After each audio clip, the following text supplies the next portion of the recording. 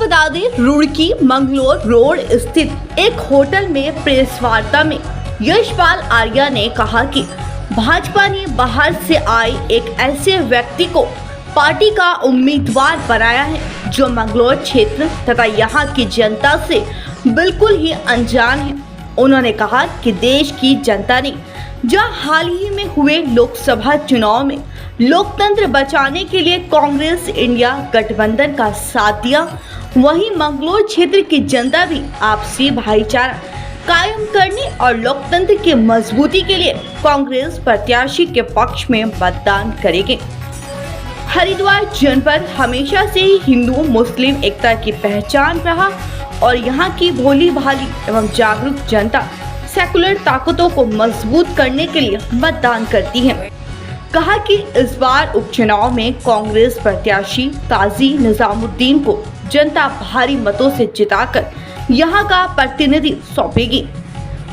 Press वार्ता में कांग्रेस के प्रदेश महामंत्री सचिन गुप्ता, महानगर जिला अध्यक्ष एडवोकेट राजेंद्र चौधरी, जितेंद्र, शमशाद, आदित्य राणा आदि प्रमुख रूप से मौजूद है।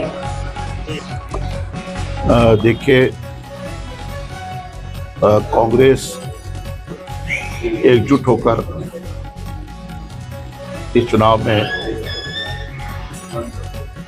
पूरी ताकत के साथ, पूरी शक्ति के साथ लड़ रही है और जिस तरह का वातावरण देखने को मिल रहा है कि कांग्रेस की विजय सुनिश्चित होगी, ऐसा मेरा मानना है। यहाँ के महान मतदाताओं ने जिस तरह से लोकसभा के चुनाव में भारी मतों से हमारे लोकसभा के प्रत्याशी को विजयश्री दिलाई और जो हमारे सिद्धांत है, जो हमारे मूल्य हैं, जैसा मैंने कहा कि हमारी विचारधारा है और सबको साथ लेके चलने की सर्वदा संभाव की विचारधारा है और हरिद्वार अपने आप में एक मिसाल है कौमी एकता की, भाईचारे की, सर्वधर्म संभाव की मिसाल है।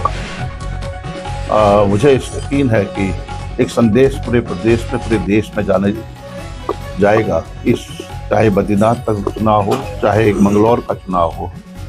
मैं मंगलौर में भी आया हूँ और बद्रीनाथ भी मैंने देखा है, करीब से देखा है कि जनता ने मन बना लिया है बदलाव का और जिस तरह से पूरे प्रदेश में भ्रष्टाचार, कानून, गिरती हुई कानून व्यवस्था, नदी, नाले, जंगल सब देख दिए गए और भ्रष्टाचार की सारी हदें पार कर दी गई है। विकास अवरुद्ध हो चुका है और जो किसान है आज भी मायूस हैं। इन्होंने कहा था कि हम 2022 तक किसानों की आय को दुगना करेंगे। क्या आय दुगना हुई है? आज न्यूनतम समर्थन मूल्य के लिए किसानों ने आंदोलन किया और 750 से लगभग हमारे किसानों को अपने प्राणों की आहुति देनी पड़ी। सरकार तानाशाही तरीके से सरकार चलाना चाहती है पूरे प्रदेश और देश भर में, लेकिन मुझे यकीन है कि इस चुनाव में हम विजयश्री हासिल करेंगे। मैं यहाँ के महान जनता को, यहाँ की आवाम से यही निवेदन करने के लिए आया हूँ कि मंगलौर किसी हमारे कांग्रेस के निजामुद्दीन साहब का चुनाव है।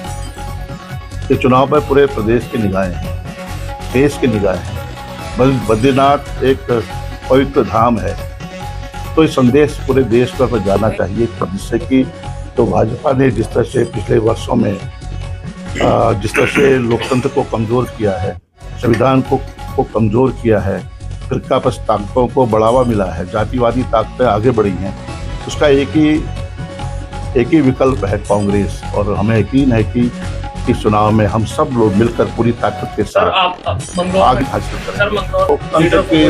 लोकतंत्र को कमज़ोर किया गया है, लोकतंत्र की हत्या करने की लगातार कोशिश की गई है, लेकिन कांग्रेस, मैंने कहा ना, पूरी शक्ति के साथ, पूरे समर्पण के साथ इस लड़ाई को लड़ेगी और जनता का आशीर्वाद, जनता का सहयोग, समर्थन हमारे साथ है।